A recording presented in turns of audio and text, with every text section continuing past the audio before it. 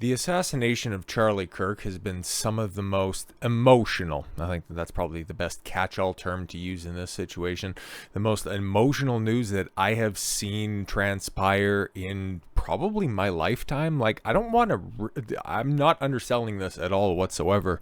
I don't think in my generation, for sure, there hasn't been a more effective political motivator, organizer.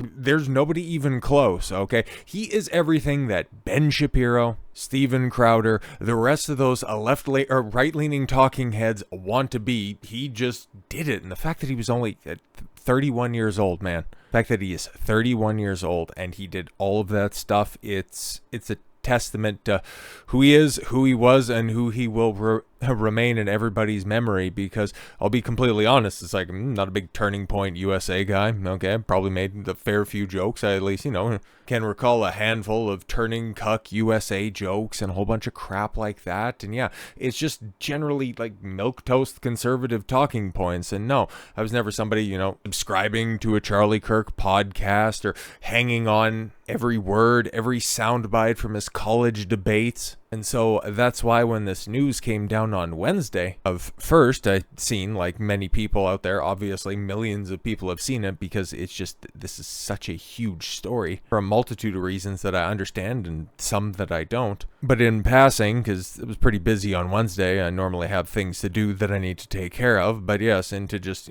put on a podcast or something like that so I could just go about my day. I think it was a thumbnail from The Quartering or something like that. It was something analogous to that, okay? Of Charlie Kirk has been shot. It's like, what? No, what? No, that doesn't make any sense. Oh, it's Charlie Kirk, and that's what I've been coming back to throughout, thinking about and trying to make sense of this entire situation. It's Charlie Kirk, and I didn't really pay much thought about it throughout the rest of the day. And right at the end of the day, as I've been a little bit ill recently, nothing serious at all whatsoever, just an upset stomach and a couple of other things, but it's all fine and well and dandy. And I had to go to, let's just say, winding up before bed. Okay, without getting too graphic, I grabbed my phone because I might, it might be a minute, just having something on in the background could help for a couple of minutes. And then open up YouTube again, and I see another thumbnail, and this time for sure, because I remember exactly where I was and exactly what I was thinking, exactly what I was feeling at that moment. And it's like, yeah, Charlie Kirk is dead. It's like, wait, what? It's Charlie Kirk, the most milquetoast, middle of the road, non-inflammatory, basic bitch conservative and they took him out. And I think that's why this has received such a strong reaction, because this isn't like a Nick Fuentes type who's just out there being specifically and purposefully inflammatory. This is even larger than the reaction we seen last year when an attempt was made on President Trump. And follow me through on this one, okay? Like the attempt on Trump totally makes sense because of all the hyperbolic coverage he has received over the past decade. That it doesn't excuse, it doesn't rationalize that act at all whatsoever, but it makes more sense than somebody shooting somebody who goes to college campuses and have conversations with ill-informed children. I don't know, man. This one still doesn't make any sense, and it's really difficult to process because, like I said, not a Turning Point USA guy, not a Charlie Kirk fan by any means. Agree with him on a lot, disagree with him on the fringes, but this one, I mean, like the overwhelming, just everybody, okay? Everybody has given their 2 cents on the situation, and when it comes from the right, I mean, it's just been overwhelming unity, different expressions of emotion. But as for the tolerant left and the media class, I mean, that's why I said at the beginning, this is one of the most emotional events that I have seen, because I'm simultaneously shook and upset, especially for his young family. But this really is a culmination of things we have been talking about this week and the years that I've been on YouTube. We lay the blame at one central institution, and that burning hatred, that seething rage that everybody is expressing right now is wholeheartedly deserved, and you better pray to God that it does not get realized, because this is that moment, this right here, the assassination of somebody who just wanted to have a conversation is going to spark something fucking insane. And I find it interesting, right? Because here we are a couple of days later. Now this is information. This is information, of course, as of Thursday evening. But I recently seen an FBI press conference where basically they don't know where this motherfucker is. So there was news on the day within the first couple of hours that they apprehended somebody that didn't end up being the shooter after all. And now they're looking for somebody. They got a lot of footage. They got a couple of different angles from a couple of different places. But ultimately, they don't know who the fuck this guy is, okay? They don't know who he is. They don't know where he's at. They just have a couple of surveillance photos and surveillance videos, but nothing. They're still out there looking for him, which is wild in and of itself. And I'd imagine in the next couple of days, and especially over the weekend, which I'm just like, I'm peacing out over the weekend, man. Like, I'm looking forward to seeing my family, taking a break from this stuff, because it's between this and the Irina Zaruska stabbing, there's a lot to process, and nothing can be good about just letting the thoughts fly right now. I can tell you that much. But yes, the FBI is taking tips, and that hapless institution, man, the less that they're working on this is, well, likely the better. Because if they actually wanted to help out on this one, they should probably start knocking on some doors. They should probably start making a crackdown. And in the words of Charlie Kirk, you can tell a lot about a person by how they react when someone dies. Yeah, exactly. And who are those people that are out there? The fucking media. This is their fault. They are the ones to blame with this one. Because on the social media side of things, okay, if Blue Sky is issuing warnings to any users celebrating Charlie Kirk's assassination. We're going to go over a lot of the people who are doing some really scummy shit, and I got the third video of the day earmarked for the people that are, well, thankfully there's some retribution happening for some of the more heinous collaborators. But yes, a lot of it's going to end up slipping through the cracks. Otherwise, this video would be like 10 hours long of all the scumbags that are out there doing fucked up shit, spurned on by the media. And well, one of those things, right? Because it's funny. We talked about this earlier this week, how South Park has completely and totally lost the plot. But somebody who was recently parodied in the show in the 27th season, but he ended up taking the sting out of things, was Charlie Kirk, using Cartman as a stand-in on that one. But after the White House made a very ill-advised statement about the first episode of the season that ended up driving a lot of attention towards the show, conservatives, the ones that were being pilloried by the show, just decided to adopt it, laugh along with it, post their reactions to it, going, hey, that's funny, that's a good parody. And then Matt and Trey just decided to spurg out, and well, now we're seeing that the audience is starting to turn on the program, and the ratings, well, they aren't as good as they would like for you to believe. But yeah, it's Dom Luker has it right here saying that South Park had just removed their episode mocking Charlie Kirk and mega influencers from cable in respect for Charlie Kirk after his assassination. Yes, that is true. Okay, they have removed it from cable rotation, but you can still watch it on Paramount Plus, which is, I mean, if they wanted to do something like this in respect, I understand, but also just keeping it up there, it's like, obviously, it's kind of what Charlie would want, because if you're gonna put this stuff out there, and he's already given his reaction to it, what more can you do? But so far, I haven't seen a statement from Matt or Trey on that one. Not that I'd really expect one, but maybe some things will come out in the next couple of days. But as for the response from people out there, like Kotaku founder Brian Crescente mocked the death of Charlie Kirk on social media hours after the fatal shooting. Because, of course, man, these leftists, like, it was bad. Okay, I really had to refresh my memory when it came to, last year with the Trump assassination attempt. Just what absolute scumbags they are, and honestly, this is worse, okay? And how they are celebrating and cheering this on, I mean, it's different. It's very different. For the founder of Kotaku openly mocked the death of Charlie Kirk just hours after the tragic shooting took the conservative commentator's life. When the shocking news broke that conservative activist Charlie Kirk was shot at a Utah event, reactions poured in across the country. Most people, regardless of politics, recognize that such political violence is unacceptable. One of the most troubling responses came from the unlikely corner of the world. Brian Crescente, the founder of Kotaku and co-founder of Polygon, Crescente, who also served as Variety's video game editor, openly mocked the shooting and appeared to rationalize it on social media. Oof, Charlie Kirk's boys should have used that same team that faked Trump's shooting. Wow. This is what happens when you try to save money on your false flag operations. What a hunk of shit. Imagine being upset that the architect of the insurrection attempt, oh yes, January 6th, because that's been a common rejoinder that I've seen, an active COVID and election denier and climate change denier is getting shot. Who knows why how many deaths can be attributed to this dude. You do not hate games journalists enough. And you also don't hate people that work in AAA gaming enough, but hey, soon Crescente will be, joined on the unemployment line by somebody in game development. But like I said, I got another video coming out later today to focus specifically on the people getting the old fucking heave-ho out of this situation. But yes, the tolerant left, once again, if it isn't so much that they're blaming the dead for things that just live rent-free in their fucking minds that never really manifest into anything, now they're calling openly for the death of Asmongold. Because of course, man. Charlie Kirk, most successful political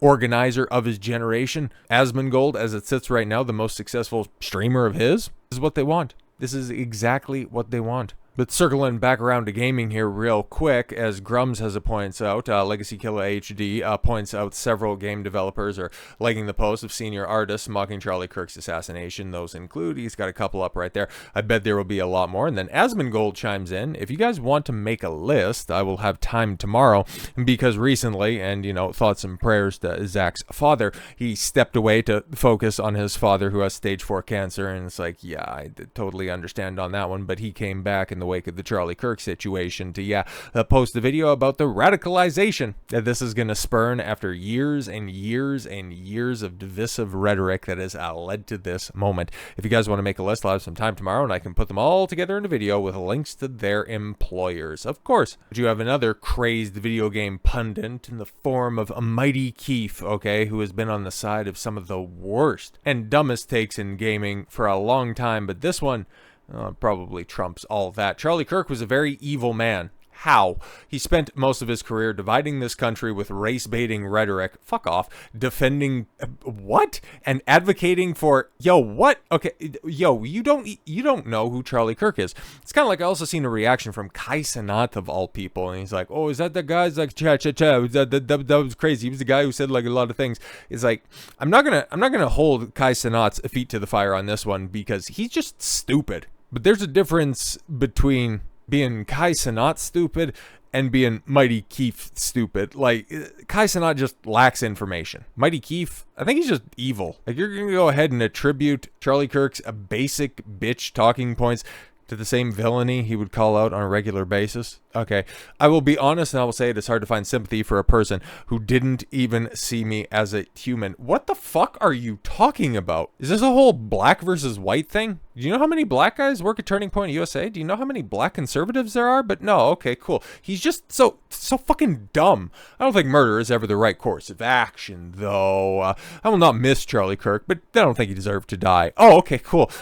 Thank you for your moderate approach. Hopefully this country will one day come together instead of feeding into the division most political commentators and figureheads spew out. How did you start this? Charlie Kirk was a very evil man. I really hope we can all come together. Yeah, exactly, because this is what we've seen. This is what the fuck we have seen for years at this point. The left will continue to demonize, attack, and now fucking kill you if you stand in their way. If you guys would just lie down, get the fuck out of our way, we could just tyrannize you, like what's been going on in Canada for over a decade, like how conservatives were treated under the Biden-Harris deep state regime. Lock you down, kick you out of your job, dehumanize you, other you to a point where it doesn't even matter if they kill you, and then you could just get some offhanded remark, like murder's never really the option for somebody who is just so verifiably evil and wrong and dehumanizing. Nah, I wouldn't say, you should like kill them or anything like that, but if it happens, it happens. Just a heads up, if you think he was a good person trying to invalidate why someone else thinks he's a bad person will just make you look stupid.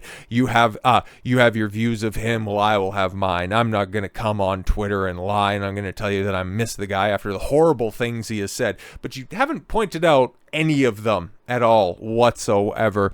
I'm gonna miss and said and advocated for the our objectively bad people, for people who don't, or people who look like me. But with that said, again, I don't think he deserved to be murdered rather. He thinks he really got a point here. I didn't even celebrate the guy's death. In fact, I didn't. I said he didn't deserve to die. See, I said one nice thing, but I also said Charlie Kirk is a very evil man, and then you just attributed a bunch of shit without providing any fucking receipts. This is the type of low information idiot that gets persuaded by an evil, malevolent fucking media. an evil, malevolent, sadistic, ruling class that will do shit like this. Elon Omar, while grinning, says Charlie Kirk deserved it and had it coming. He downplayed George Floyd and slavery. People say he wanted to have a civil debate. I'm so fucking tight by this. It's bullshit. I want her deported immediately. Yeah, no, exactly. Take her and her husband. Send them the fuck back to Somalia. What about AOC? The scourge of gun violence and political violence must end. Yeah, you should probably tell your own people that, huh? Because every time, okay, I cannot remember. Oh my God, my January 6th. Yeah, where all the quote-unquote trespassers and protesters stuck around after the event and helped clean up the place with fucking garbage bags. And the only people that died that day was Ashley Babbitt. You remember that name? No, we don't need to talk about that because AOC was held up in a bathroom across the street where nobody was at. Oh, and she was in fear of her life. Fucking lying whore. The shooting of Charlie Kirk is the latest incident of this chaos, and it must stop. Yeah, like the shooting of Trump, the bombing of a Tesla outside of Trump Tower, the riots in Los Angeles, and I'm just talking about events that happened this year. Do we even need to go back to 2020? There's no place in America we wish for his recovery.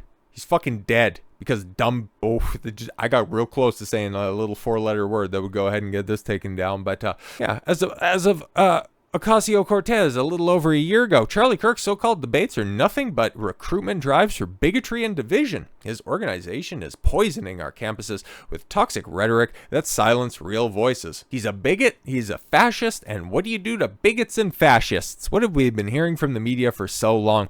Well, I'll go ahead and let Clay Travis summarize it. Let me hammer something home. I'm sick and tired of hearing people say, like Barack Obama did and Hillary Clinton did, oh, we condemn this violence. Guess what? You can't call the president of the United States for 10 years Adolf Hitler. You can't say that he's a fascist dictator. You can't say that anyone who voted for Trump or advocated for him are Nazis. And then when someone tries to kill us, then you can't suddenly say, oh, we condemn this violence. You caused it. When you tell people that someone is Hitler, you are telling crazy people, go kill them. This is what the media has been driving home for years. This is what the Democrats have been driving home for years. They want you dead. They want straight, white, Christian males dead and in the fucking ground because they can't get what they want. They will resort to violence, and as a result, you have a 31-year-old father of 2 young kids dead in the ground being carried off in a coffin off of Air Force 2.